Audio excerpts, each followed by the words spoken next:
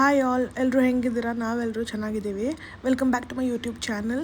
ಇವತ್ತಿನ ಈ ವ್ಲಾಗ್ನಲ್ಲಿ ನೀವೇನು ನೋಡ್ತೀರಾ ಅಂತಂದರೆ, ನಾನು ನಮ್ಮ ಹಸ್ಬೆಂಡು ಹಾಸನ ಹತ್ರ ಇರೋ ಪುರದಮ್ಮನ ದೇವಸ್ಥಾನಕ್ಕೆ ಹೋಗಿದ್ವಿ. ಒಂದು ಅರ್ಕೆ ಇತ್ತು ಅಂತ ಹೇಳಿ, ಸಂಡೇ ಫ್ರೀ ಆಗಿದ್ವಿ ಅಂತ ಹೇಳಿ ದೇವಸ್ಥಾನಕ್ಕೆ ಹೋಗಿ ಬರೋಣ ಅಂತ ಪ್ಲ್ಯಾನ್ ಮಾಡಿದ್ವಿ.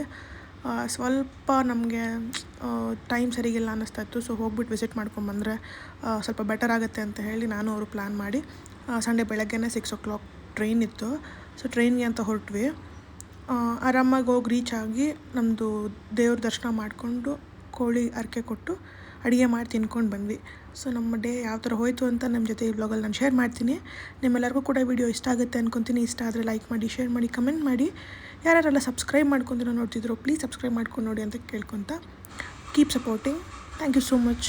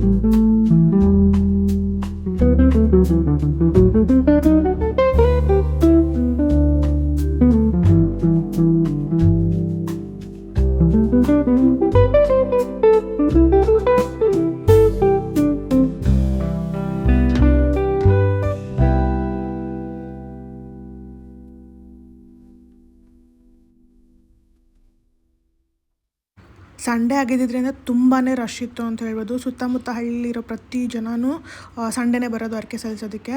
ಸೊ ತುಂಬಾ ಕ್ರೌಡ್ ಇತ್ತು. ಕ್ಯೂವೇ ನಾವು ಆಲ್ಮೋಸ್ಟ್ ಒನ್ ಅವರ್ ನಿಂತಿದ್ವಿ ಅಂತ ಹೇಳ್ಬೋದು. ಬಿಸಿಲು ಬೇರೆ ಇರೋದ್ರಿಂದ ಸ್ವಲ್ಪ ಡ್ರೈನ್ ಆದಂಗೆ ಆಗ್ತಿತ್ತು. ತುಂಬ ಬಿಸಿಲಿತ್ತು. ಬಟ್ ನಿಂತ್ಕೊಂಡು ನಮ್ಮದು ಅರ್ಕೆ ಏನಿತ್ತು, ದೇವ್ರ ದರ್ಶನ ಚೆನ್ನಾಗಾಯಿತು. ಅರ್ಕೆ ಏನಿತ್ತು ಸಲ್ಲಿಸ್ಕೊಂಡು ಬಂದಿದ್ವಿ. ಸೊ ಈ ದೇವ್ರ ಬಗ್ಗೆ ಹೇಳ್ಬೇಕಂತಂದರೆ, ಹಾಸನಿಂದ ಒಂದು 50 kilometers ಒಳಗಡೆ ಒಂದು ಹಳ್ಳಿಯಲ್ಲಿ ಪುರದಮ್ಮ ಅಂತ ದೇವರು. ಸೊ ತುಂಬಾ ಪವರ್ಫುಲ್ ಅಂತ ಕೇಳ್ಪಟ್ಟಿದ್ದೀನಿ. ನನಗೆ ಕಿಶೋರ್ ಮೂಲಕನೇ, ನಮ್ಮ ಹಸ್ಬೆಂಡ್ ಮೂಲಕನೇ ಆ ದೇವ್ರ ಪರಿಚಯ ಆಗಿದ್ದು. ಸೊ ಫಸ್ಟ್ ಟೈಮ್ ಮದುವೆ ಮುಂಚೆ ಅಂದರೆ ಎಂಗೇಜ್ಮೆಂಟ್ ಆದಮೇಲೆ ಕರ್ಕೊಂಡು ಹೋಗಿದ್ರು ಇದೇ ಥರ. ಅವಾಗ ಹೋಗ್ಬಿಟ್ಟು ಬಂದಿದ್ದಷ್ಟೇ. ಅದಾದಮೇಲೆ ಈ ಸತಿ ಹೋಗಿದ್ವಿ. ಅದೇನ ಕೇಳಿ, ಇದು ದಾಟು ಕೈಕಾಲು ಹೊತ್ತ ಸರಿ, ಅದೇ ಕಟ್ಟಿ ಇದು ಕರೆಯೋದು ಬರೀ ಡಿಸ್ಟ್ರಿಕ್ಟ್ ಸರಿ, ಅದೇ ಕಟ್ಟಿ ಎಡದ ಕಾಲಲ್ಲ, ಎಡಗಾಲ ಹೆಣ್ಮಕ್ಳಿಗೆ ಎಡಗಾಲಿಗೆ, ಗಂಡು ಮಕ್ಳಿಗೆ ಬಲಗಾಲ. ಎಷ್ಟೊಂದಾರ 20 ರೂಪಾಯಿ, 20 ರೂಪಾಯಿ, 10 ರೂಪಾಯಿ ಐತಿ.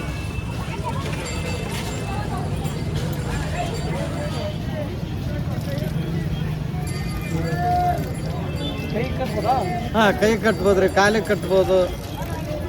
ಬಲಗೈ ಒಂದು, ಎಡಗೈ ಒಂದು ಬಿಟ್ಟು ಕೈಗೆ, ಕಾಲಿಗೆ, ಬಲಗೈಗೆ ಹೆಣ್ಮಕ್ಳು ಕಟ್ಬೋದು, ಗಂಡು ಮಕ್ಳು ಕಟ್ಬೋದು. ಕಾಲಿಗೆ ಗಂಡು ಮಕ್ಳು ಕಟ್ಬೋದು, ಹೆಣ್ಮಕ್ಳು. ಬಲಗೈಗೆ ಅಷ್ಟೇ ಚೇಂಜ್, ಎಡಗೈ ಕಟ್ಟಂಗಿಲ್ಲ.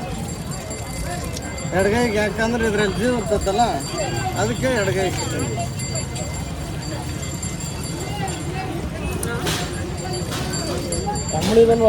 ಹಾಂ, ಎಲ್ಲ ಕಂಬಳಿದ್ರಿ, ಬೇರೆ ಯಾವ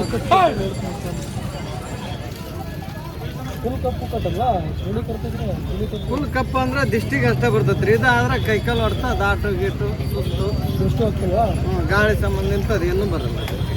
ಹುಡುಗರಿಗೆ ಬಲಗಾಲ್ಗ, ಹಾಂ, ಗಂಡು ಮಕ್ಳಿಗೆ ಬಲಗಾಲಿಗೆ, ಹೆಣ್ಮಕ್ಳಿಗೆ ಎಡಗಾಲ.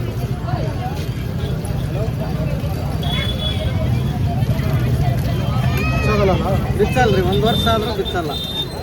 10 ಗಂಟೆ ಹಾಕಿರ್ತೀವಿ, ಬಂದ ಬರ್ತೈತಿ. ದಾರ ಮಾತ್ರ ಕೇಳಲ್ಲ.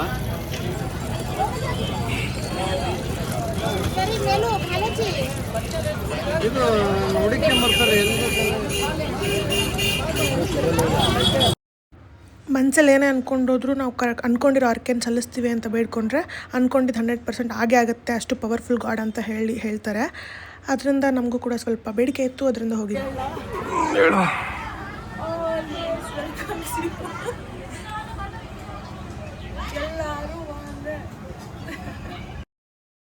ಸೊ ದೇವ್ರ ದರ್ಶನ ಮುಗಿಸಿದ ತಕ್ಷಣ ಒಂದು ಕೋಳಿ ತೊಗೊಂಡು ಅದನ್ನು ಬಲಿ ಕೊಟ್ಟು ಹಾಗೆ ಕ್ಲೀನ್ ಮಾಡಿಸ್ಕೊಂಡು ತೊಗೊಂಬಂದಿದ್ರು ನಮ್ಮ ಹಸ್ಬೆಂಡು. ಅಷ್ಟೊತ್ತಿಗೆ ನನಗೆ ಒಂದು ಪ್ಲೇಸ್ ನೋಡಿಕೊಟ್ಟಿದ್ರು. ಅಲ್ಲಿ ಹೆಂಗೆ ಅಂತಂದರೆ ನಾವು ಅಡುಗೆಗೆ ಬೇಕಾಗಿರೋ ಥಿಂಗ್ಸಿಂದ ಹಿಡಿದು ಪಾತ್ರೆಯಿಂದ ಹಿಡಿದು ಪ್ರತಿಯೊಂದು ಲೈಕ್ ಒಂದು ಕಡೆ ಹೋದರೆ ಅವರೇ ಕೊಡ್ತಾರೆ. ತುಂಬ ಜನ ಇರ್ತಾರೆ, ತುಂಬ ಜಾಗ ಇರುತ್ತೆ. ಸೊ ಯಾವುದಾದ್ರೂ ನಮ್ಗೆ ಕನ್ವೀನಿಯೆಂಟ್ ಆಗೋ ಪ್ಲೇಸ್ ನೋಡಿಕೊಂಡ್ರೆ ಗ್ಯಾಸಿಂದ ಹಿಡಿದು ಸ್ಟವ್ ಮತ್ತು ನಮಗೆ ಅಡುಗೆ ಮಾಡೋಕ್ಕೆ ಏನೇನು ಥಿಂಗ್ಸ್ ಬೇಕೋ ಅದೆಲ್ಲ ಕೂಡ ಅಲ್ಲೇ ಪರ್ಚೇಸ್ ಮಾಡ್ಕೊಬೋದು. ಸೊ ಓವರಾಲ್ ಬಿಲ್ ಫೈನಲ್ ಸೆಟಲ್ಮೆಂಟಲ್ಲಿ ಗ್ಯಾಸ್ ಎಷ್ಟು ಯೂಸ್ ಮಾಡಿದ್ದೀವಿ ಅದೆಲ್ಲ ನೋಡ್ಕೊಂಡು ಪೇ ಮಾಡಿಬಿಟ್ಟು ಬರೋದು. ಸೊ ನಾವಂತೂ ಏನೂ ತೊಗೊಂಡೋಗಿರಲಿಲ್ಲ. ಅಲ್ಲೋಗಿ ಫಸ್ಟು ದೇವ್ರಿಗೆ ಕೊಡೋಕ್ಕೆ ಅಂತ ಹೇಳಿ ಅರಿಕೆ ಸಾಮಾನು ತೊಗೊಂಡಿದ್ವಿ. ಅಂದರೆ ಏನು ಹೂವು ಹಣ್ಣು ಇದೆಲ್ಲ ತೊಗೊಂಡಿದ್ವಿ ಫಸ್ಟು. ಅದಾದಮೇಲೆ ಅಲ್ಲಿಂದ ಬಂದು ಎವ್ರಿ ಟೈಮ್ ಹೋದಾಗಲೂ ಇವ್ರ ಹತ್ರನೇ ಹೋಗೋದು. ಸೊ ಲಾಸ್ಟ್ ಟೈಮ್ ಕೂಡ ಈ ಆಂಟಿ ಹತ್ರನೇ ಹೋಗಿದ್ರಿಂದ ಅವ್ರು ಸ್ವಲ್ಪ ಪರಿಚಯ ಆಗಿದ್ದಾರೆ, ಕಂಫರ್ಟಬಲ್ ಇರುತ್ತೆ ಅಂತ ಹೇಳ್ಬಿಟ್ಟು ಅವ್ರ ಹತ್ರನೇ ಹೋಗಿ ನಮ್ಗೇನೇನು ಲೈಕ್ ಜಸ್ಟ್ ಚಿಕ್ಕ ಕೋಳಿ ಅಲ್ವಾ, ಅದಕ್ಕೆ ಎಷ್ಟು ಬೇಕು 2 ಈರುಳ್ಳಿ 2 ಟೊಮ್ಯಾಟೊ ಈ ಥರ ಏನು ಬೇಕೋ ಎಲ್ಲ ಹಾಕ್ಕೊಂಡಿದ್ದೆ. ಸೊ ಅದು ಒಂದು ಸತಿ ಅಡುಗೆಗಾಗೋ ಥರ ಅದಕ್ಕೆ ಎಷ್ಟಾಗುತ್ತೆ ಅಂತ ಹೇಳಿ ಬಿಲ್ ಹಾಕ್ಕೊಟ್ಟಿದ್ರು. ನಿಯರ್ಲಿ 700 ಏನೋ ಆಗಿತ್ತು ಗ್ಯಾಸ್ ಎಲ್ಲ ಸೇರಿಸಿ. ಸೊ ಆ ಥರ ಹೋದರೆ ಬಟ್ ಮನೆಯಿಂದ ಫ್ಯಾಮ್ಲಿ ಎಲ್ಲರೂ ಹೋಗ್ತಿದ್ದೀವಿ ಅಂತ ಹೇಳಿದ್ರೆ ಪ್ರೀ ಪ್ಲ್ಯಾನ್ ಮಾಡ್ಕೊಂಡು ಹಿಂದಿನ ದಿವಸನೇ ಈ ಥರ ಚಿಕ್ಕ ಥಿಂಗ್ಸ್ ಎಲ್ಲ ಮನೆಯಿಂದನೇ ತೊಗೊಂಡೋದ್ರೆ ಜಸ್ಟ್ ಅಲ್ಲಿ ಸ್ಟವ್ ಮತ್ತು ನಮ್ಗೆ ಪಾತ್ರೆ ಏನು ಬೇಕು ಅಡುಗೆ ಮಾಡೋಕೆ ಅದು ಮಾತ್ರ ತೊಗೊಂಡ್ರೆ ಬೆಟರ್ ಅಂತ ಅನಿಸುತ್ತೆ. ನೆಕ್ಸ್ಟ್ ಟೈಮ್ ಹೋದರೆ ಮನೆಯಿಂದನೇ ಥಿಂಗ್ಸ್ ತೊಗೊಂಡು ಹೋಗ್ತೀನಿ. ಲೈಕ್ ಏನು ಸಾಲ್ಟು ಚಿಲ್ಲಿ ಪೌಡರ್ ಇದೆಲ್ಲ ಬೇಕಾಗುತ್ತಲ್ವ. ಅಲ್ಲಿ ನಾನು ಏನು ಮಾಡಿದೆ ಅಂತಂದರೆ ಫುಲ್ ಪ್ಯಾಕೆಟ್ ತೊಗೊಂಡು ಎಷ್ಟು ಬೇಕೋ ಅಷ್ಟು ಯೂಸ್ ಮಾಡಿ ಬಿಸಾಕ್ಬಿಟ್ಟು ಬರೋಂಗಾಗುತ್ತೆ. ಸೊ ಆ ಥರ ಮಾಡಬಾರ್ದು ಅಂತ ಹೇಳಿದ್ರೆ ನೀಟಾಗಿ ನಮ್ಗೆ ಎಷ್ಟು ಬೇಕೋ ಅಷ್ಟು ತೊಗೊಂಡು ಹೋಗ್ಬಿಟ್ರೆ ಬೆಟರ್ ಅಲ್ವಾ ಅಂತ ಹೇಳಿ ಪ್ಲ್ಯಾನ್ ಮಾಡಿದ್ದೀವಿ. ನೆಕ್ಸ್ಟ್ ಟೈಮ್ ಹೋದರೆ ಅಲ್ಲಿ ಪ್ಲಾನೆಟ್ ಅಕಾರ್ಡಿಂಗ್ಲಿ ಅಂತ ಹೇಳ್ಬೋದು. ಸೊ ಈ ಥರ ಹೋಗಿ ನೀಟಾಗಿ ಅಡುಗೆ ಮಾಡಿಕೊಂಡು ಇಬ್ಬರಿಗೆ ಎಷ್ಟು ಸ್ವಲ್ಪನೇ ಇದ್ದಿದ್ದಲ್ವ, ಸೊ ಆರಾಮಾಗಿ ಆಯಿತು. ಟೇಸ್ಟ್ ಕೂಡ ತುಂಬಾ ಚೆನ್ನಾಗಿ ಬಂದಿತ್ತು. ಬಟ್ ಟೇಸ್ಟ್ ನೋಡಬಾರ್ದಲ್ಲ ದೇವ್ರಿಗೆ ಇಡಕ್ಕೆ ಮುಂಚೆ, ಎಡೆ ಇಡೋಕ್ಕೆ ಮುಂಚೆ ಮಾಡಿ ಫಸ್ಟ್ ದೇವ್ರಿಗೆ ಎಡೆ ಇಟ್ಬಿಟ್ಟು ಅದಾದಮೇಲೆ ರೈಸ್ ಕೂಡ ಮಾಡ್ಕೊಂಡಿದ್ದೆ. ನನಗೆ ಯೂಶ್ವಲಿ ರೈಸ್ ಎಲ್ಲ ಕುಕ್ಕರಲ್ಲೇ ಮಾಡಿ ಅಭ್ಯಾಸ ಇರೋದ್ರಿಂದ ಅದು ಪಾತ್ರೆಯಲ್ಲಿ ಹೆಂಗೆ ಮಾಡೋದು ಅಂತ ಗೊತ್ತಿರಲಿಲ್ಲ. ಸ್ವಲ್ಪ ಇದಾಯಿತು, ರೈಸು ಕೆಳಗಡೆ ಸೀದಂಗೆ ಆಯಿತು. But still it was fine. Rice ಮತ್ತು ಗ್ರೇವಿ ಮಾತ್ರ ಮಾಡಿದ್ದೆ.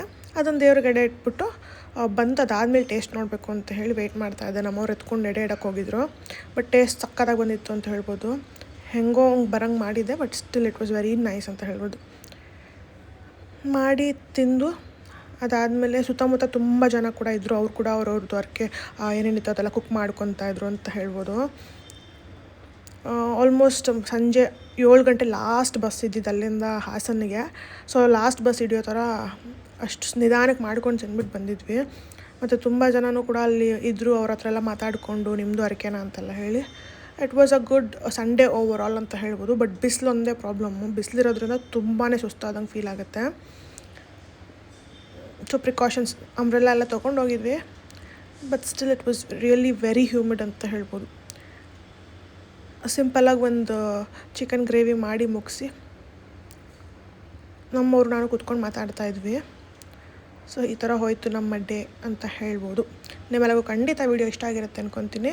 ಇಷ್ಟ ಆಗಿದ್ದರೆ ಲೈಕ್ ಮಾಡಿ, ಶೇರ್ ಮಾಡಿ, ಕಮೆಂಟ್ ಮಾಡಿ. ಮತ್ತು ಪುರದಮ್ಮ ಈ ದೇವ್ರ ಬಗ್ಗೆ ಯಾರ್ಯಾರು ಕೇಳಿದಿರೋ, ನಿಮಗೂ ಕೂಡ ಈ ದೇವ್ರಂದರೆ ತುಂಬ ಭಕ್ತಿ ಇದೆ ಅನ್ನಂಗಿದ್ರೆ ಕಮೆಂಟ್ ಸೆಕ್ಷನಲ್ಲಿ ಕಮೆಂಟ್ ಮಾಡಿ ಅಂತ ಕೇಳ್ತಾ ಕಂಟಿನ್ಯೂ ವಾಚಿಂಗ್. ಇದೇ ರೀತಿ ಸಪೋರ್ಟ್ ಕೊಡ್ತಾರೆ.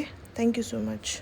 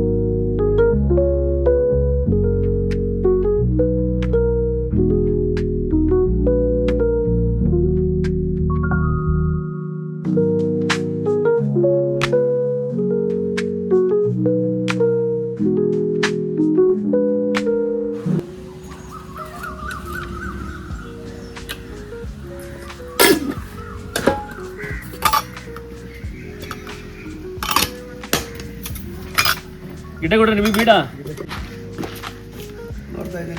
ಏನು ನೋಡ್ತೀರಾ ನೀವು? ನಡುಗೆ ಹೋಗ್ತೀರಾ? ನಮ್ಮ ಕನ್ನಡದ ಸಾಮಾನು ನೋಡಿರಿ.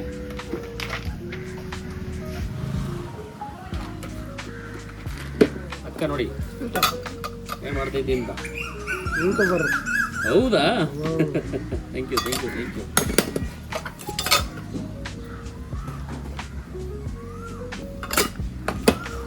ನನ್ನಲ್ಲಿ ಸ್ಪೆಷಲ್ಲು ಅಂತಂದರೆ ಕೊಬ್ಬರಿ ದೋಸೆ ಇಟ್ಟು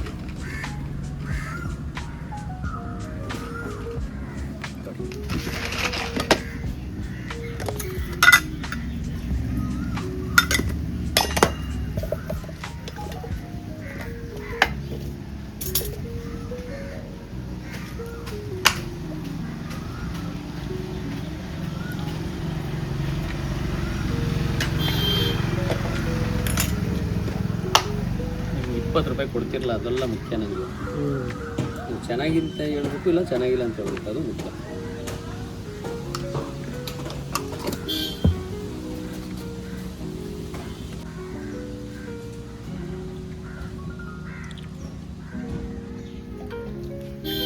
ಯೂಟ್ಯೂಬ್ ಹಾಕಿದ್ರೆ ಏನು ಪ್ರಾಬ್ಲಮ್ ಇಲ್ಲಲ್ಲ? ಚಾನಲ್ ಏನು ಪ್ರಾಬ್ಲಮ್ ಆಗುತ್ತೆ ಅಣ್ಣ? ಏನು ಪ್ರಾಬ್ಲಮ್ ಆಗ್ಬೋದು ನಿಮ್ಮನ್ನ? ಇದು ಅನ್ನಿ